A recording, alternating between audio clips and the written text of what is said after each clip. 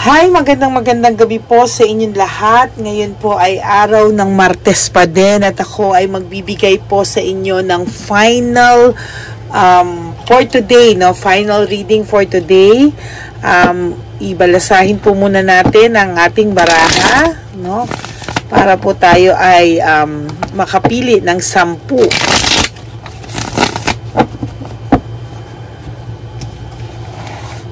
Yan.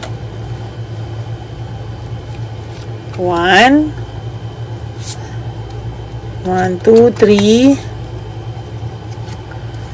4, 5, 6, 7, 8,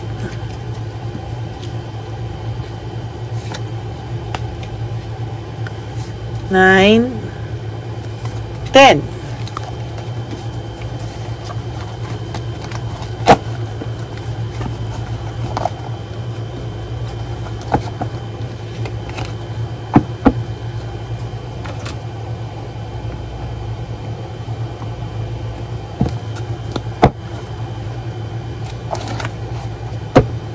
Then, pili tayo ng 10 dito.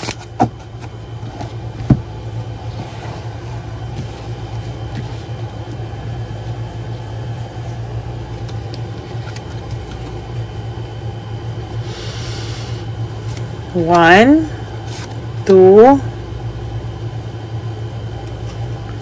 3,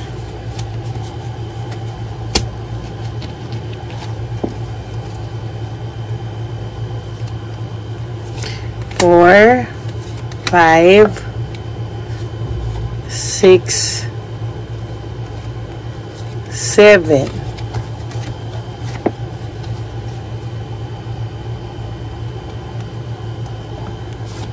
8, 9, and 10.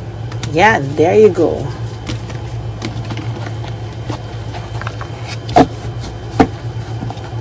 Then, kuha po tayo ng 5 love oracle.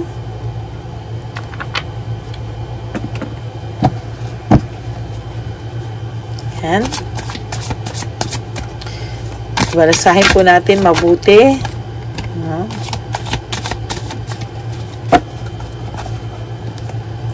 Balasahin po natin mabuti ang ating baraha.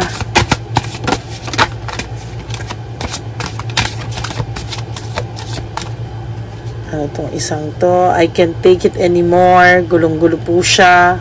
No? Nahulog lang po siya. Ngayon, balasahin natin.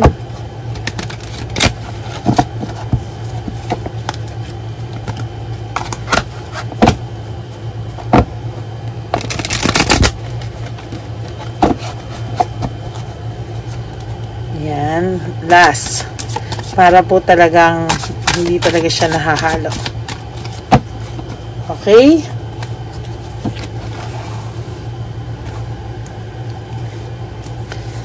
One, 2,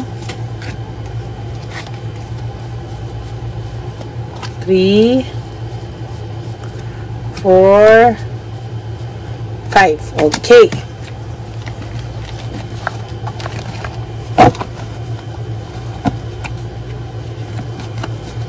Ano kaya ang makikita natin? Tabi po natin ang 5 oracle. At simulan po natin ito.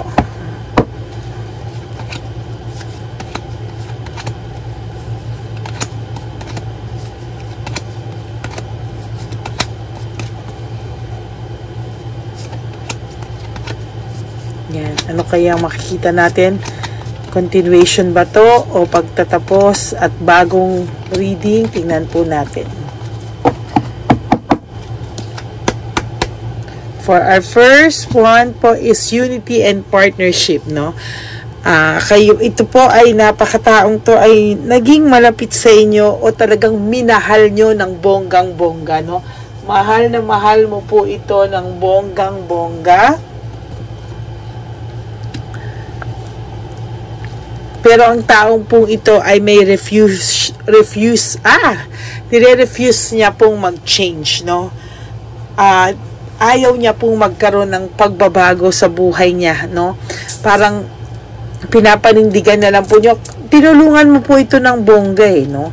Tinutulungan mo po ito ng bongga, talagang binihisan mo to, inayos mo to. Pero sa totoo lang po, balik pa rin po siya sa dati niyang mga ugali, sa dati niyang gawain, ano? Itong taong to ay nag-hope na someday you will forgive him or her, no? Umaasa pa rin po ang taong to na sa pagdating ng panahon, lumipas ang galit mo sa kanya at magbago po, no? Ayan, no? May coldness po itong nararamdaman, ano? May coldness po ang taong itong nararamdaman. Sa sitwasyon niya ngayon, bitter po itong taong to, no?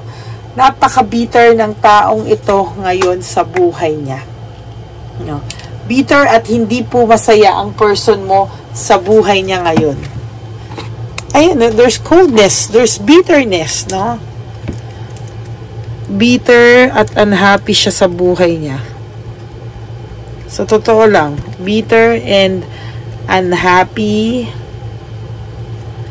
siya sa buhay niya ngayon. Sa buhay niya sa ngayon. Unang-una siya ang namili niyang ganyang klaseng buhay. Tapos mabibitter siya at magiging unhappy siya sa buhay niya ngayon. Pero kagagawan niya yan, mga kapatid, no? Kagagawan po niya yan. Hindi mo po kasalanan yan, no? Naghahanap ka ng totoo, nahanap mo kung ano talagang totoong nangyari sa kanya. Wala po siyang masabi kasi kahit kailan itong taong to ay nasanay na lang pong magsinungaling, no? Nasanay na lang po siyang magsinungaling. Kaya ikaw, you need to rest. Kailangan mo pong lumayo at magpakalayo-layo sa taong ito. No? Kailangan mo pong lumayo sa taong ito. Wala na pong reason pa to stay with this person sa ngayon. There's freedom. Kailangan mo daw po mag-explore. Kailangan mo po maging free sa lahat ng anggulo ng buhay mo ngayon. Free from stress. Free from him or her. Free po sa lahat ng pag-iisip, no? Pero sa totoo lang, to be honest with you, naiisip mo pa rin po ang taong to. No? Whether you still like this person or not, pwedeng galit na yung nararamdaman mo. Galit ka na sa taong to, pero ayan there's as unexpected good luck na parating sa'yo after all this. No, your health is also at risk kasi nai-stress ka, no? Ibig sabihin, yung mga stress mo ngayon ay nagdadala sa'yo ng pain, sa shoulders, yan, magpamasahe ka po, you have to relax, you have to rest, you have to regain your control. Ngayon, out of touch kayo, very trickery. Why? Kasi siya, naiisip ka niya at naiisip niya na hindi kayo nagkikita at hindi kayo nag-uusap, no communication, at naiisip niya po na sa totoo lang po ay namimiss mo na siya. Lumalambot na yung puso mo. Please, no? Huwag mong bigyan yung taong to ng ganitong klaseng idea na namimiss mo siya kasi wag. Kahit ano pong mangyari na panindigan mo na po yung naging decision mo. Actually, decision niya, no? Pero decision mo sa sarili mo na tuluyan ka na pong lumayo sa taong ito. See, dalawa po, pag Tuesday talaga, cold heart, no? Coldness and cold heart. No. Kala nyo po ay sobrang mahal na mahal po nito yung si Chabelitang Palaka or si Palaka? No, no. No, they are only using each other for their own fantasies. Hindi, meaning fantasies, hindi po realidad, no? Hindi po ito reality. Oh my God, freedom. Oh, talagang kailangan mo na pong palayain yung sarili mo from this kind of situation, no? You don't deserve this kind of situation. You will always end up disappointed with this situation, with this person, with the situation na kung nasaan ka. There's clarity, no? May clarity po sa'yo. Ngayon, no? Nalapagtanto mo na kung ano po ang dapat mong gawin, ano? You have to enjoy your life. Life is short, sabi ko nga po lagi, no? Life is short. Don't make it shorter. Don't make it bitter. Don't make it unhappy. Kailangan po is you enjoy each day of your life. Kung ito pong taong to ay binibigyan ka ng disappointment, kahit po masakit, tiisin mo na po. Kasi ganun din naman po. Nandyan po siya sa'yo, malungkot ka rin po. No? Hindi ka rin naman po masaya. This person will have resentment and desire to reconcile pa din. No? One of these days, this person magbabalik sa ito, pero please, no, wag ka na pong maging marupok. No? For some of you, kailangan yung panindigan. For some of you, pwede nyo namang pakinggan. No? Kasi for some of you, feeling ko, pagdating niya, nakita nyo siya, kala nyo miss na miss nyo siya, pero pag nakita mo pala siya, and after how many days, marirealize mo pala, hindi ko na pala siya mahal. I just need closure lang pala. Ngayon, nag-iisip po siya really hard, no? Really hard sa'yo.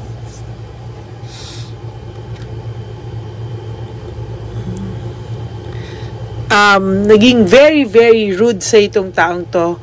But someday, he or she is hoping na sana magsimula kayo sa pagiging civil. There's insecurity, insecure sa'yo si Chabelitang Palaka, and ikaw naman may pagka-martyr ka, no? May pagka-martyr ka na ito, no? Parang yung iba sa inyo, handa pa rin patawarin basta makitang sincere. Yun, no? Parang makita mo lang na sincere, parang sige, one more chance, again and again. Ayan po sila ngayon, no? Nagpapakasaya sila ni Chabelitang Palaka sa Facebook, sa lahat, pero the truth is, hindi po, no? Hindi pa po sila talagang masaya, hindi po sila talaga masaya. Kasi yung person mo is bitter and unhappy, at sa may mga utang, ang person na to sa inyo, they will not pay you anymore. Huwag ka na pong umasa, no? Kahit po sabihin ito na uunti-untiin niya, na etc. promises, hindi nga po niya sa'yo natupad yung maging loyal sa'yo yung pagbabayad pa ba ng utang. Hindi niya po gagawin. I'm sorry to tell you. There's hatred and maliciousness, no?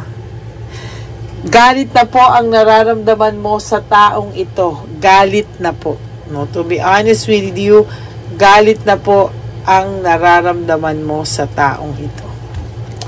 And for your last card, this person is somehow a narcissist type of person. No? Kaya siya ay bitter and unhappy kasi sarili niya lang po ang mahal niya. At pag wala na siyang supply, naboboard na siya sa supply niya, hahanapin ka po nito. So for your 5 cards, tingnan natin ano ba ang nakikita natin sa 5 cards na to. Emotions overwhelm me, no? Parang hirap na hirap po siya sa emosyon niya ngayon, di niya maintindihan. Because umiikot lang naman din po sa pagkatao niya or sa kanyang emotions niya, no? This love is crazy, no? Parang feeling niya lahat kasalanan mo, lahat yung pagmamahal mo ay baliw ka daw, etc. Why can't I move on from you? Parang after na isang supply, isa na naman, tas hindi rin siya makaka-move on sa'yo. At ang taong ito po, ay scared of rejection. Why? Takot na takot po ang taong ito sa rejection. Ayan, no? Oh. No? Takot na takot po ang taong to sa rejection. This, oh. takot siya sa rejection. Takot po siyang makita na masasaktan po siya. No? Yun po yung mahirap eh. I'm scared of rejection. Ang taong narcissist, kahit minsan po ay hindi tumatanggap ng rejection. Gagawin po nito lahat at gagawin niya po lahat. Basta po makita niya lang po, no? Makita niya lang po na hindi siya mare-reject, no? At hindi siya mare-reject at hindi po siya mare-reject. And for your last card, I cannot promise you anything. No? I cannot promise you anything kasi nga po hindi niya po kayang maging loyal, hindi niya na po kayang kahit ano. Gusto po nito parang piling binata na marami po at parang pakiramdam niya po ay hindi niya kaya ng isa lang. No? Kaya sige lang po, pabayaan nyo lang po. Darating po ang araw na itong bitter and unhappy na person na ito ay tatakbo din papunta sa inyo sa tamang oras at sa nakatakdang panahon. So that's it for your reading, for your third and final reading for today. Maraming pong salamat sa lahat sa inyo na nanunood po palagi sa akin, no? So thank you so much from the bottom of my heart. Maraming pong salamat sa inyo. Thank you so much po, and may God bless you all. For those of you who wants to have a private reading with me, you can message me po at Ladyly Elena, that's Ladyly. Nasa dulo po yan ng ating video, no? So, dyan po ang aking only official and legit FB account. Yan. So, sa lahat po ng aking Lady Elena friends, family, and subscribers, mahal na mahal ko po kayo from the bottom of my heart. Huwag po kayong panghihinaan ng loob, okay? Let go and let God write your love story and your life story. Hindi po kayo pababayaan ng ating Divine Universe at ng Papa Jesus. No, thank you so much po for listening, and I hope may natutunan po kayo at nag-resonate kayo. If so, please like and comment down below. Hindi ko man po nalalike sa dami po, no, but I promise na babasa ko po yan. Yan po ang pampatulog ko kasi why? Gusto ko po nakakabasa ng mga comments nyo po. Ganyan ko po kayo. Gusto ko po nararamdaman yung energy nyo. Okay? Maraming pong salamat sa inyo, and may God bless you all. I love you from the bottom of my heart, and huwag po kayong malulungkot. Okay? I love you, and good night, everyone. I will all see you again tomorrow para po sa another reading na naman po. Okay? Bye! God bless you! Bye!